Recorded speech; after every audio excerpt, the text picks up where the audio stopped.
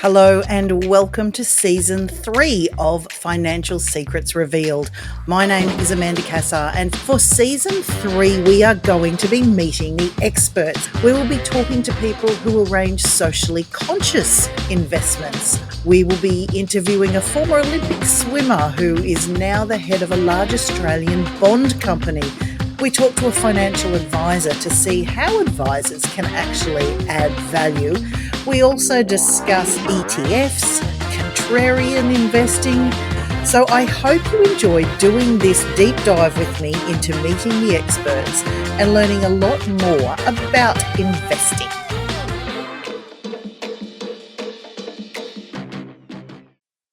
Hello and welcome back to season 3 of Meet the Experts. Today I am meeting with the lovely Adam Carroll, who happened to play a game of Monopoly with his family using real dosh and did a TED Talk on it that went kind of viral. So I'm really excited today to bring you the fabulous Adam Carroll. Thank you for joining us, Adam. Amanda, thank you for having me from one AC to another AC.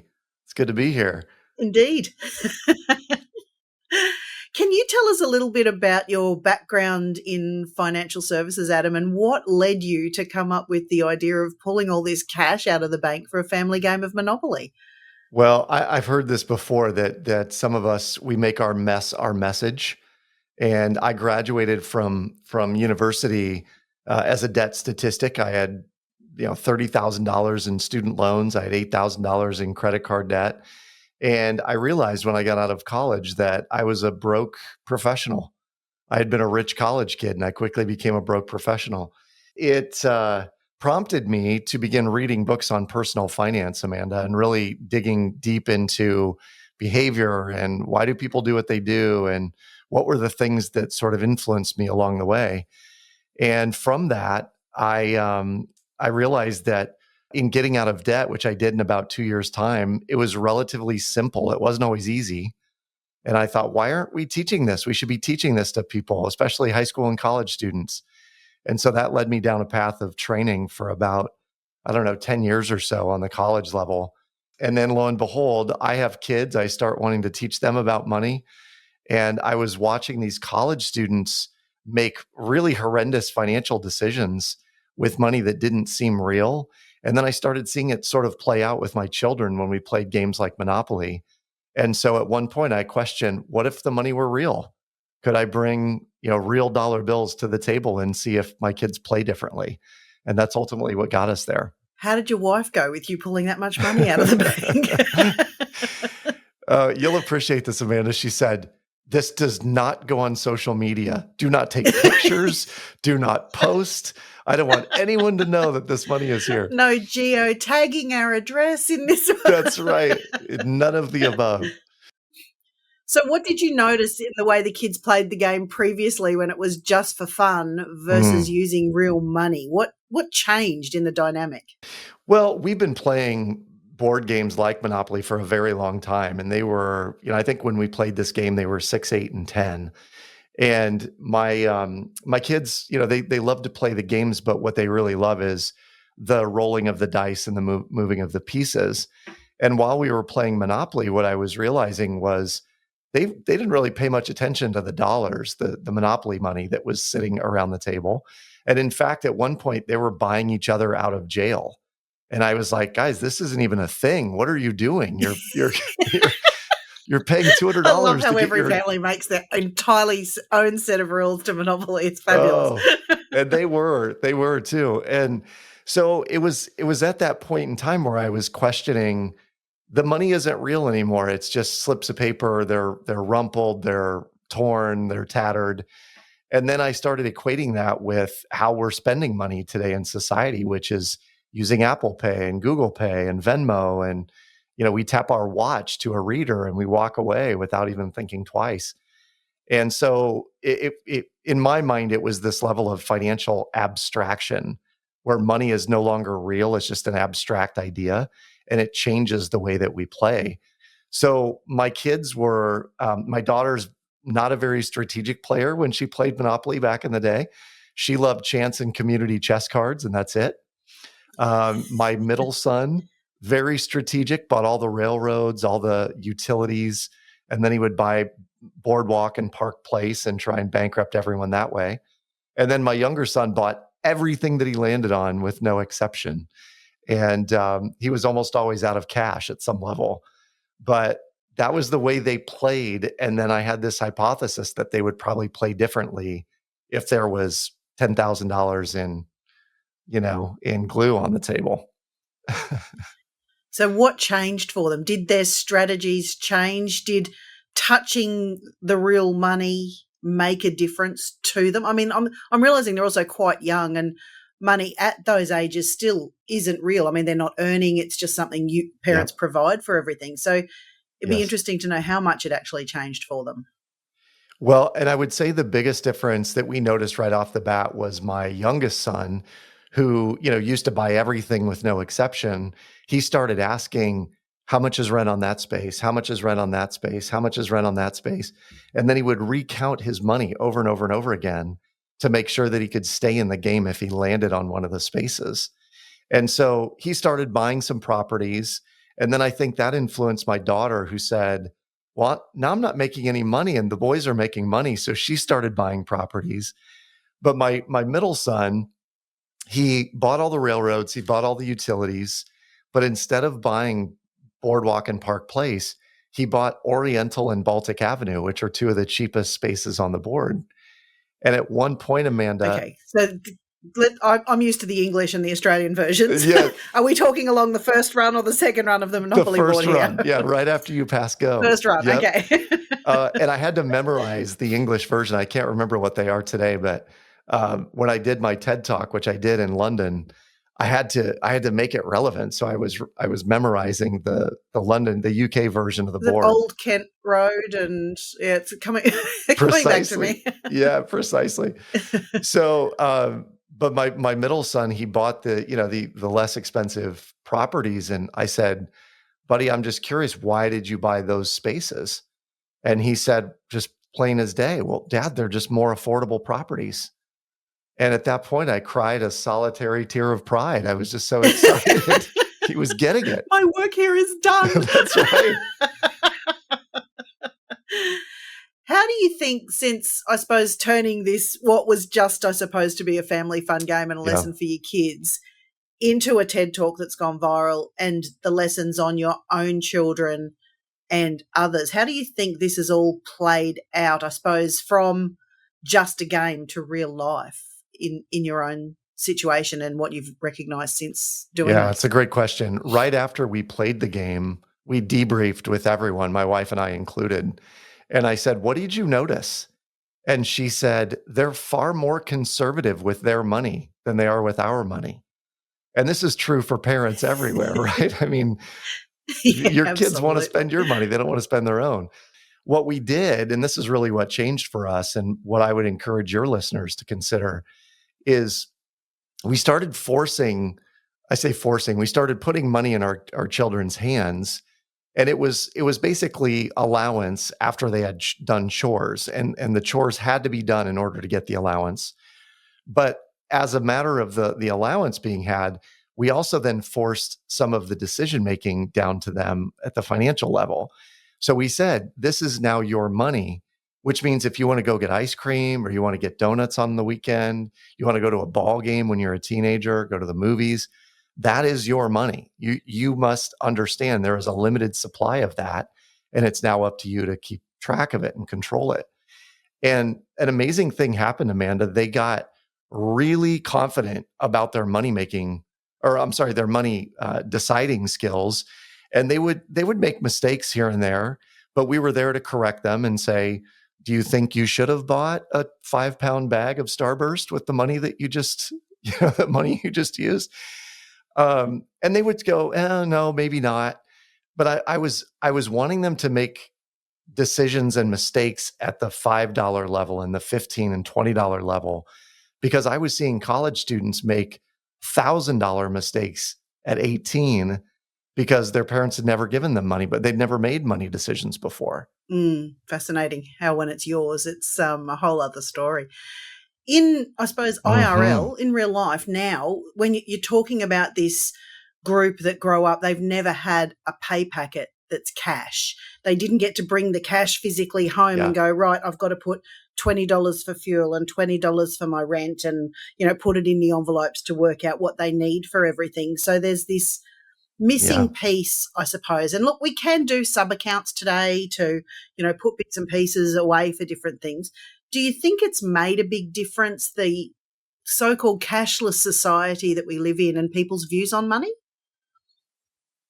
I do. In fact, there are a number of studies that have been done that say that we spend on average 17 to 20% more when we're using plastic or we're not handing over cash.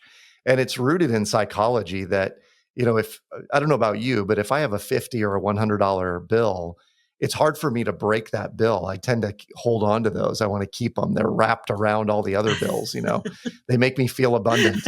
Beautiful. And so there's a part of our brain that fires when we hand over a big bill, and it's a pain sensor that goes off in our brain.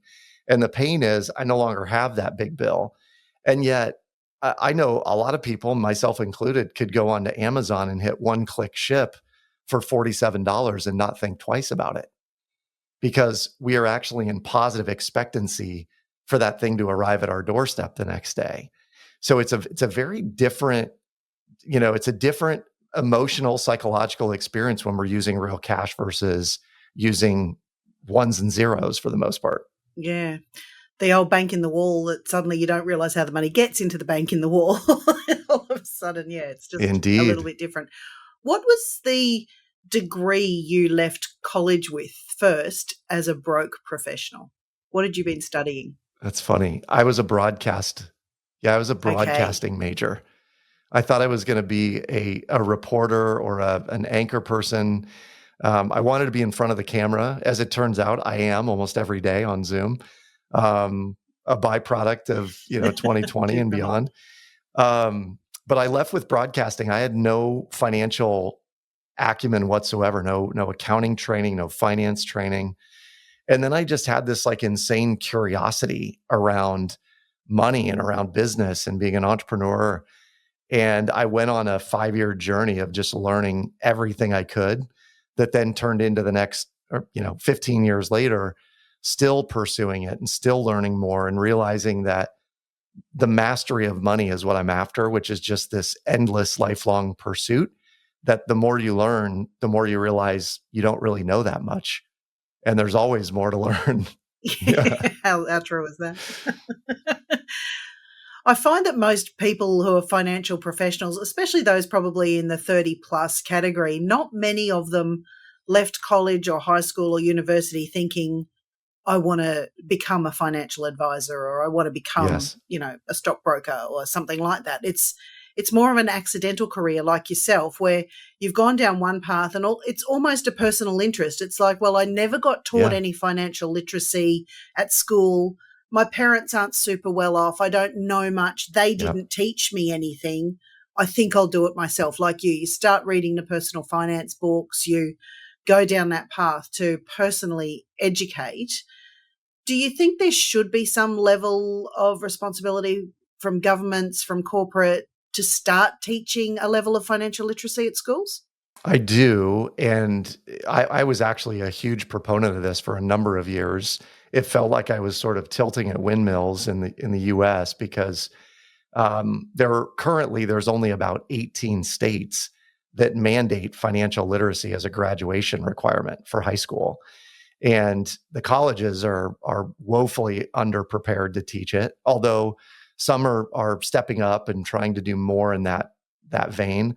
But I really, honestly, Amanda, I think it's like a three-legged stool. You got to teach it at home, you got to learn it at school, and the workplace also needs to be sharing it.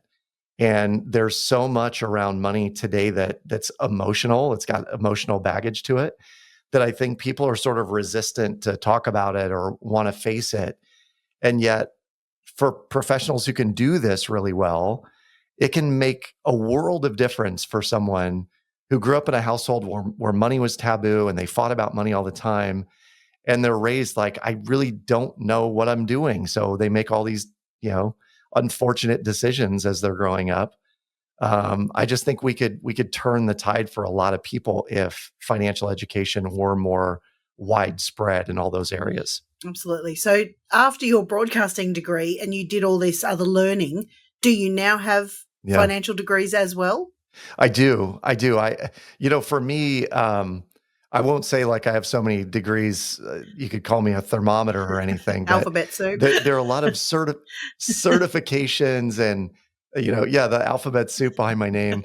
I've tried to get as many classes under my belt as possible, and it ends up, and this world, like you get CEUs, the continuing education units, and some of those I think, wow, this is really cool. I want to go down this path. And some of them I think, when will this class be over? I just want to check the box and move on. But every one of them sort of adds to the foundational level of money knowledge, of financial knowledge that I can then impart to people that I'm coaching or helping with their investments. So do you focus more on younger people to start that financial literacy and education journey early, or everybody who wants to learn is someone you're interested in helping? I would say probably the latter. Anyone that's interested, I'm all about helping them, get on the right path. I do still really enjoy, going and speaking to young people, high schools and colleges, though it's a little bit different for me. I kind of ventured away from that world because when I started, I was in my 20s. And they would look at me like, oh, he's like my cousin or my older brother. And then, Amanda, to be honest, I was at a school and someone said, "Man, I wish my dad were like you." And I was like, "Oh, I can't, I can't, Suddenly I'm the old I guy. can't do these anymore." um, so now I can get up in front of a group and, I have wrinkles around my eyes and I have no hair. And people are like, "Oh, he's got some years under his belt and he's wise." Very cute. So the idea of the broadcasting, obviously you're now, podcasting and educating. So it probably wasn't a wasted degree anyway, because you've got the background. How has going down that, I suppose, personal discovery path personally played out for you, both on I guess I'm being nosy about, has it changed your personal financial situation and also career path as well? How has that evolved over time from what you thought? Yeah, I love this question. Thank you for asking it. For me, it's definitely changed our financial picture in a massive way. I mean, when I got out of school, I was a debt statistic. I joke about it now, but I used to say when my wife and I got married, we were so broke we couldn't afford to pay attention. And the goal was to blast away the debt and to create a life that was different than what our parents lived. And we did it. We did it in short order. And so those were the first 2 years of our marriage. And then from then on, it was really about how do we develop and grow and create what our definition of wealth was. And for what it's worth, for me, I look at wealth as a measure of time. And the idea that if your current income stopped tomorrow, how long could you live your lifestyle? That's wealth. And it's dependent on, the big shiny pile of money you have set aside, but also passive income and the minimization of expenses on a monthly basis, which we've done a good job at. So it's definitely changed our finances. I would not have gotten to a multimillionaire status had I gone down the path of being a broadcaster. I don't think it would have taken me a very long time to get there. And then from a career perspective, I realized at one point I love the game of entrepreneurship. I love the idea of creating content.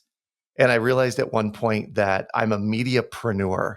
I really like building products, and whether it's courses or documentaries or speaking engagements, audios, videos, and then turning around and figuring out how to market and sell those to people in mass.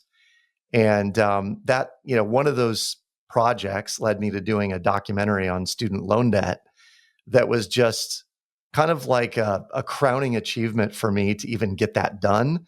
And then we turned around and we sold it to CNBC and it aired right after Shark Tank.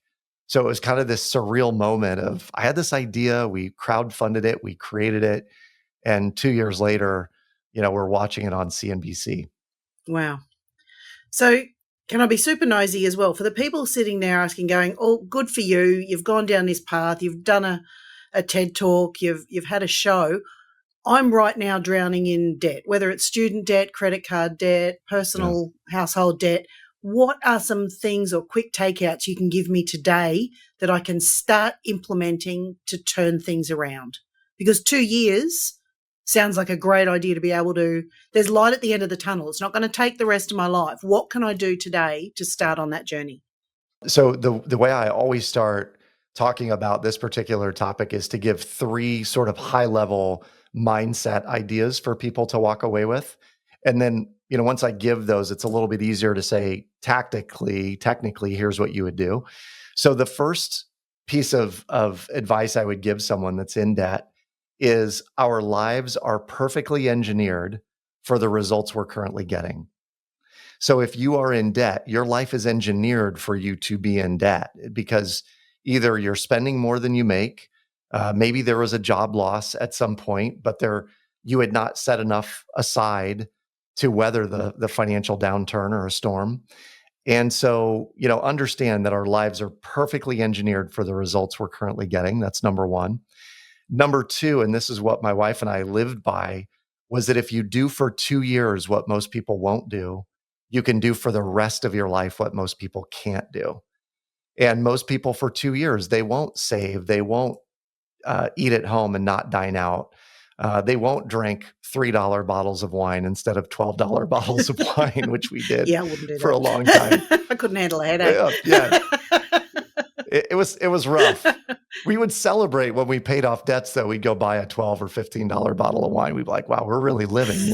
Beautiful. And then, the last mindset shift is that building wealth, growing your wealth and getting out of debt is very, very simple. You just have to create a spread between what you make and what you spend for as long as humanly possible. And what that means is you have to play two things really well. You have to play really good offense where you're making money, and you have to play really good defense where you're minimizing or being very intentional about your expenses.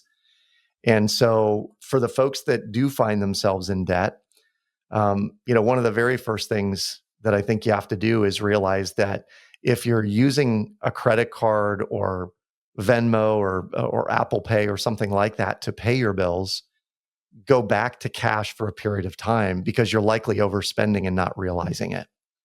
And that going back to cash, if even for 3 or 6 months, is going to retrain your brain and the feeling of like, oh, this is loss. I only have so much of this.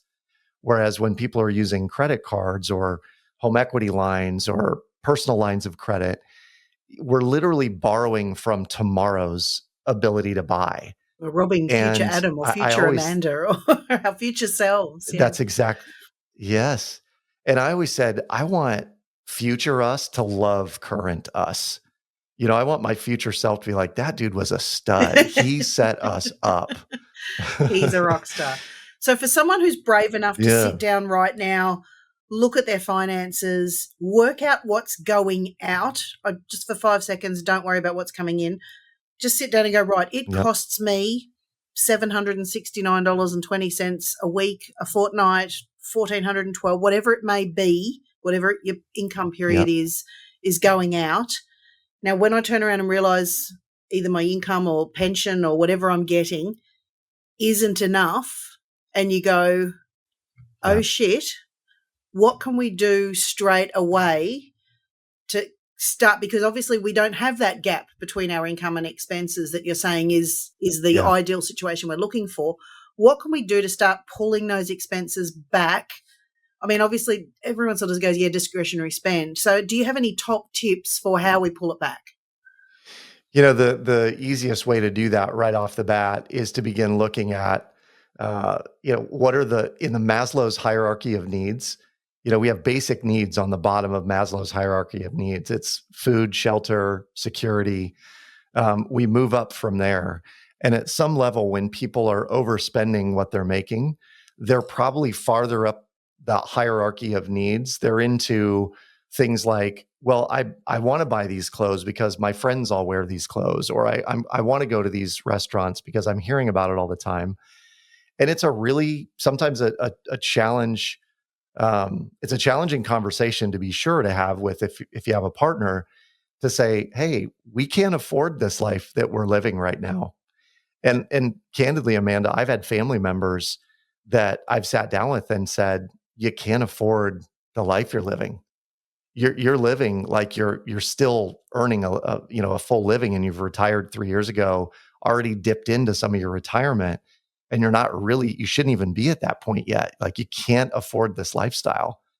It's a hard conversation to have, but I would say that for folks that are in that scenario, if you can find someone that can do that in the most compassionate way possible, and then help coach and guide you into a lifestyle that you can afford, you can live within, that's the key. I mean, if someone's saying, I don't know how to do this, find someone that can help you do it. Find a coach, find a mentor, find an advisor who has a heart for helping people in that situation, because you cannot borrow your way out of a spending problem. And people will try, but it just doesn't work. Call that the champagne lifestyle on the beer budget. That's exactly it. So that's exactly it.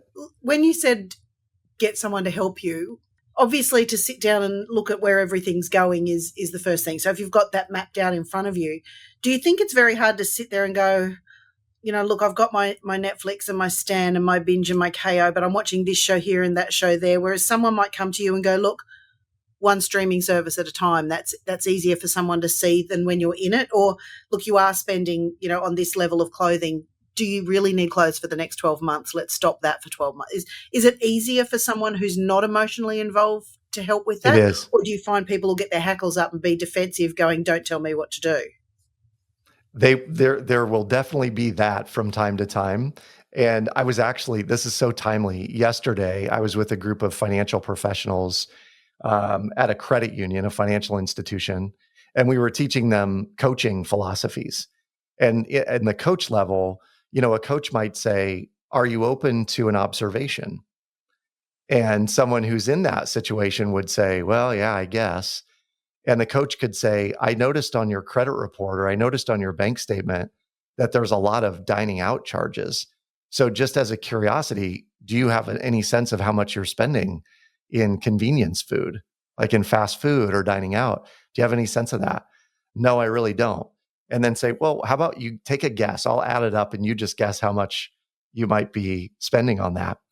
And here's what I think becomes possible when someone is doing that for you, Amanda, is they can hold up a mirror and say, hey, this is what you're saying you want, but your behavior says something else. So if you really want to live comfortably, but not be in debt, then you're going to have to probably make some changes here. Are you willing to do that? And a great coach that can ask questions around, let's look out 12 months, 24 months, 36 months. What would have to happen in your life to make you feel secure, happy, fulfilled from a financial perspective? And if someone said, I need to be out of debt, I'd like to have, 3 months of living in the bank. And you go, okay, cool. So what would it feel like if you had that? What would that feeling be like? And that sometimes I find is what people are missing, is the leverage question of, if you had that, what would it feel like? And I ask this all the time of people, if you had no mortgage payment, what would that feel like? And people go, oh my gosh, it'd be amazing. I can't even imagine what it would feel like. The relief. Yeah. I remember an old diet coach said something along the lines of, nothing tastes as good as being slim feels. I think that can, be applied to so many different situations. Yes. So, yeah. Interesting. Yeah, that's a great question to ask yourself as well, because sometimes when someone's holding up that mirror, we don't always love what we're seeing reflected. No. So that confrontation, how can we get past that? Like you've said the coaching part, but I mean, obviously when we're confronted with, oh my goodness, I have to make these changes to get that feeling I want, we can be so resistant to change. Is just focusing on that end enough to change our behavior, or is it being accountable to somebody? What is going to get us beyond ourselves to get to where we want to go? Well, wouldn't it all surprise me if you have the book I'm about to mention on the bookshelf behind you? There's a book written by a guy named T. Harv Eker, and it's called Secrets of the Millionaire Mind. And in that book, there was a core piece that I use in most of my trainings, where he said, if you want to change the fruits, you must first change the roots. And what he meant by that was if the tree of your life is producing apples and you really want oranges, you have to go back all the way to the roots and change the roots in order to get oranges on your tree. And so for people that find themselves in a situation where I know I need to change, but I really don't want to, how do we go back to the roots of what you learned growing up around money and just delve into that, talk about it, explore it, find out what did you hear growing up from your parents and society when you were, 0 to 9, because they say that our money personality is set by the age of 9 years of age. And so, case in point, there's a good friend of mine who has this logic statement, I guess you would call it, or a lens through which she sees the world. And she will say quite often, well, we'll never have a lot of money, so we might as well spend it now. Because we'll never have a lot of money, so we might as well spend it now. So when you think about Stuck in that, a loop. it's a perpetual loop of never having it. And when I asked her, hey, when you say that, what I hear is every time you get a little bit or a lot, you're going to spend it because you're guaranteed to never have a lot that way. And that seems to be the narrative that you're living under. And she was like, it's just what I heard growing up. We'll never have a lot, so we might as well spend it now.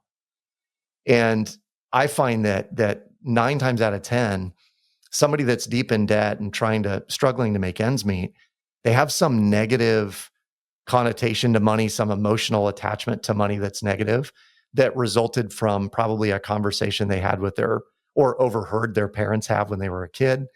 And it just perpetuated into life today. And that could be, my dad saying, well, the Carrolls are always going to be in debt. We're always going to have a credit card debt. We'll always have car loans. And if you believe that as the truth, you may make decisions that make that the truth, but it may not be your truth. It was their truth at the time. So we have to go back and pull that tree out by its roots and replant. How do we want to be with money, and what's the relationship we want with it? Only then can we truly change the behavior, because again, the behavior is so tied to emotion. Do you find that there's an intergenerational story? I suppose even if we're just going back in the past century, our grandparents or great grandparents, probably, if you're Gen X, lived through the war, the silent generation. So they came from this very frugal, save everything, recycle, darn your stockings, put your buttons back on. These things have to last. To the baby boomers who had this bit more of the freedom and the sexual revolution coming up. So we're a little freer and had a slightly different philosophy, but were raised by parents who lived in this scarcity mindset.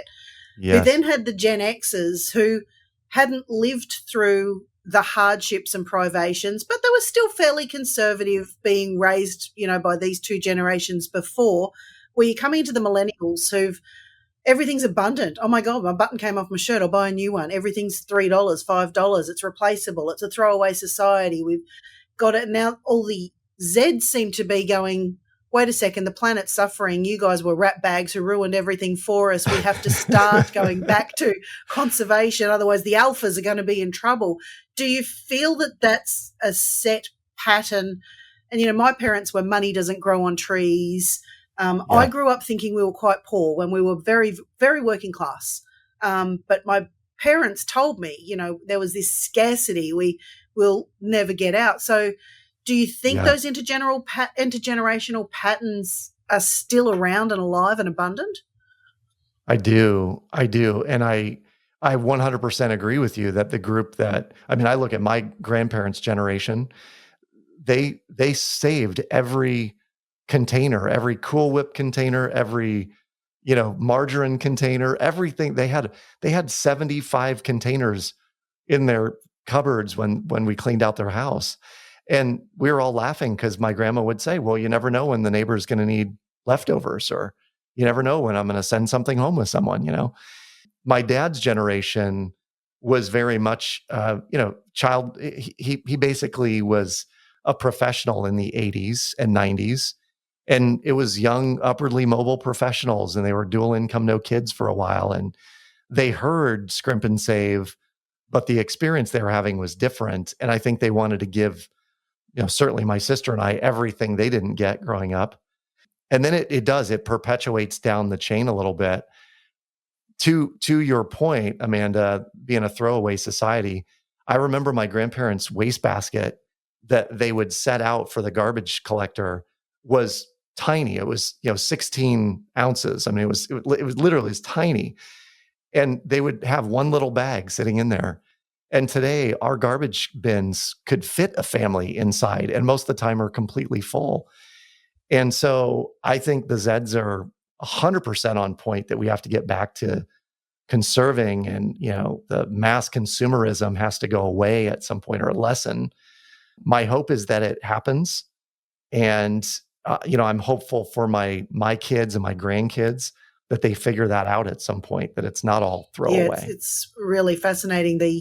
I suppose the movements now back to tiny houses, I think there's a lady in Australia, My Tiny Garbage Can, where everything is reused, recycled, composted, so that her rubbish fits in a tiny little bin. So there are these frugal movements about coming back to a simpler time and a simpler lifestyle. And I think the 80s greed is good to the 90s overwhelm, and now everybody wakes up with stress and anxiety It's not a life people want to be living anymore. And hopefully COVID, to a point, helped us hit a bit of a reset button, but it feels like it's over now. Let's go back to how we were, rather than, let's continue that. That was really nice to take that pause. I do too. And candidly, it's part of my work and my mission with the message I'm setting out there is that you want to build a bigger life, not a bigger lifestyle. The big life is travel and time with friends and dinner with your relatives and time to read and time to play guitar or piano or whatever your thing is. That's a bigger life for me. And the bigger lifestyle doesn't always create happiness. Sometimes it just creates more stress. And so again, the underlying message for my clients, our members and our Shred community is that we really want to help them minimize their expenses on a monthly basis. So they just have more free time. And they're more flexible, they're happy, they're content and peaceful, go on walks and don't worry about, I got to get back to my desk so I can make money and pay my bills. Yeah. So investing more in experiences than things. It seems to be a common thing. Exactly. Yeah. Can't take it with you. There you go. More cliches. Thank you so much for your time, Adam. I've loved chatting with you today. Can you tell us a little bit more about the Shred program? I will have the information in the show notes, but for people who just like a bit of an insight into that, can you share? Yeah. It's a cash flow tool. And essentially what it does, Amanda, is it helps make people's income more efficient.